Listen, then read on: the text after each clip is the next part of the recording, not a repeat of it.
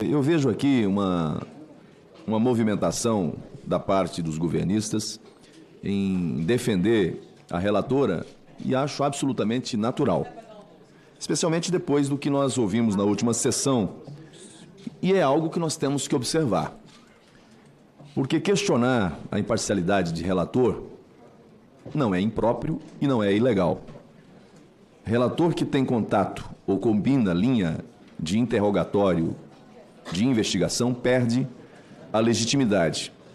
Relator que, para evitar de se posicionar sobre convocação de quem teve participação naquilo que investigamos no âmbito desta CPMI, ao dizer que é da base do governo, repito, ao dizer que é da base do governo, coloca sob suspeição a linha de investigação e o seu próprio relatório.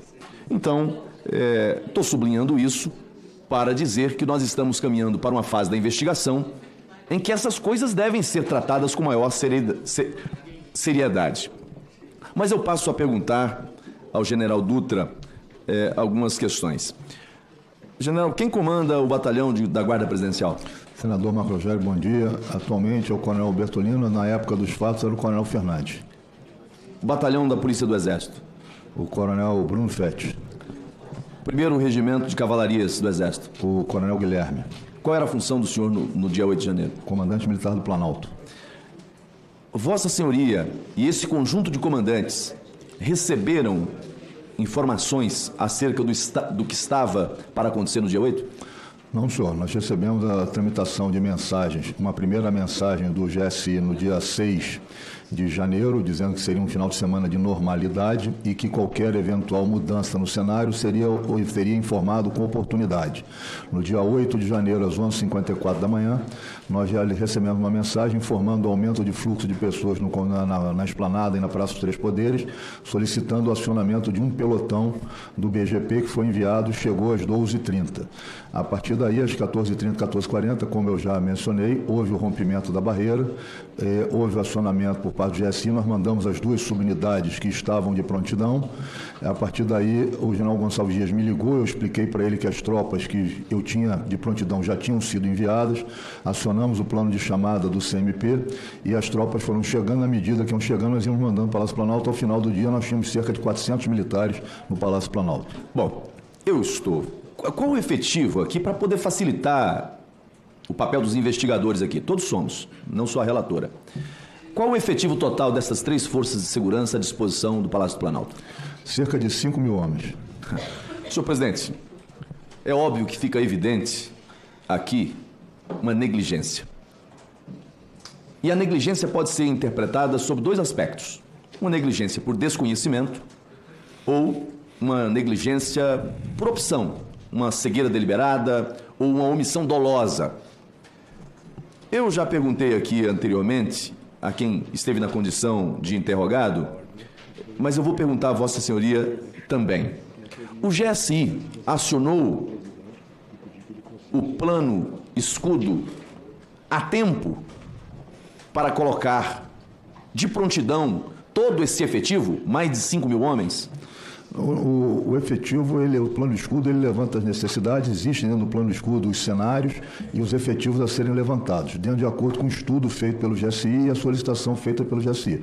Eu não tive acesso aos fatores da decisão que o GSI teve e chegou nas conclusões, eles solicitaram, a partir das 11h54, um pelotão. Bom, senhor presidente, está mais do que evidente de que a informação existia. 2 dias antes, já se tinha a informação da mobilização. No dia anterior, sabia-se da chegada dos ônibus transportando manifestantes.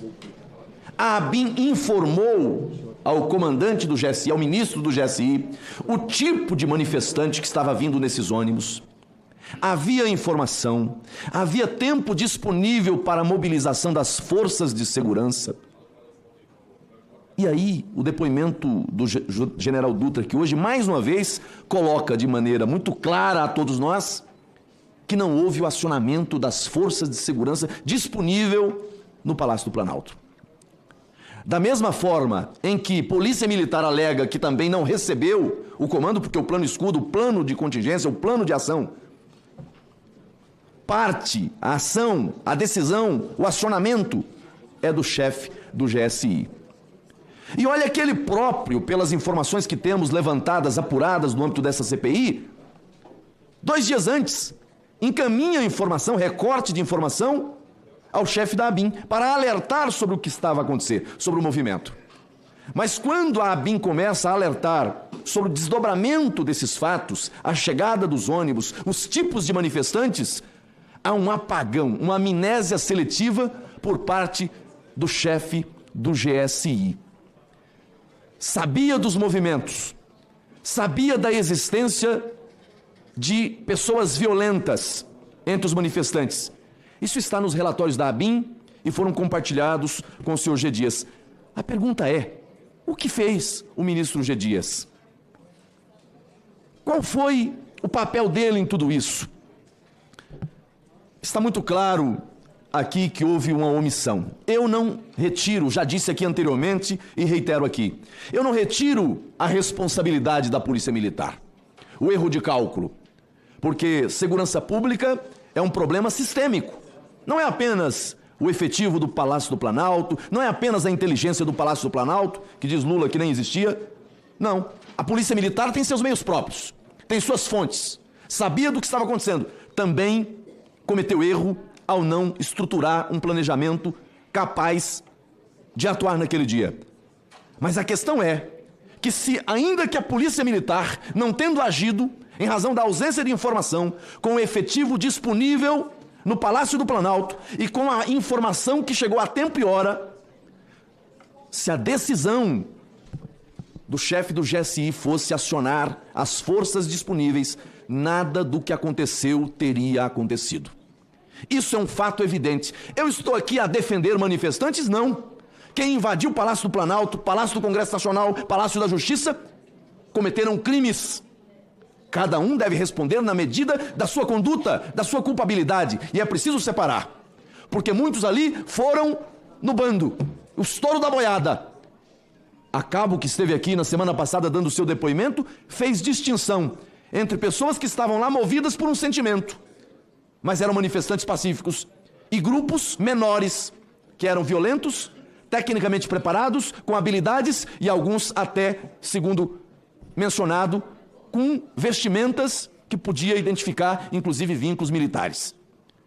Então é preciso que a gente encare os fatos, mas sem criar essa narrativa, essa cortina de fumaça de que tudo foi uma trama golpista, um golpe. Eu pergunto a Vossa Senhoria, qual é a definição de golpe? Tomada abrupta do poder. Aquilo que aconteceu no dia 8 pode ser classificado como golpe dentro das circunstâncias em que ocorreu? Ali, para que se caracterizasse o golpe, faltava uma instituição armada apoiando aquilo ali. Era uma coisa sem, como o deputado falou recentemente, um ato que parece muito mais de ordem pública, um terrorismo, do que qualquer coisa que pudesse ter futuro, uma vez que não havia força, não havia instituição armada apoiando aquilo dali. Lhe pergunto, por fim, numa tomada à força do poder, num caso de golpe, quem assume a posição de chefe do governo? Senador, desculpa, depende do movimento revolucionário, do movimento golpista que está sendo conduzido, eu não tenho condições de dizer isso para o senhor. Senhor presidente, veja que, novamente, nós temos aqui uma fala que afasta. E veja, ao afastar o golpe por absoluta incompatibilidade, por absoluta irracionalidade, por absoluta impossibilidade, nem o depoente aqui afasta a conduta criminosa daqueles que invadiram e nem esse parlamentar. Já disse aqui reiteradas vezes, quem invadiu o Palácio do Planalto e os demais palácios naquele dia cometeram crimes e devem responder pelos crimes que cometeu. Mas é preciso duas coisas, senhor presidente. Primeiro, afastar essa narrativa mentirosa de golpe. E segundo, é preciso fazer uma investigação com seriedade, apontando para todos que tiveram participação e que têm culpa dolosa ou culposa nos atos do 8 de janeiro. Está evidente para mim que o Palácio do Planalto, na figura do seu ministro do GSI, agiu de maneira equivocada ou dolosa para produzir o resultado que aconteceu.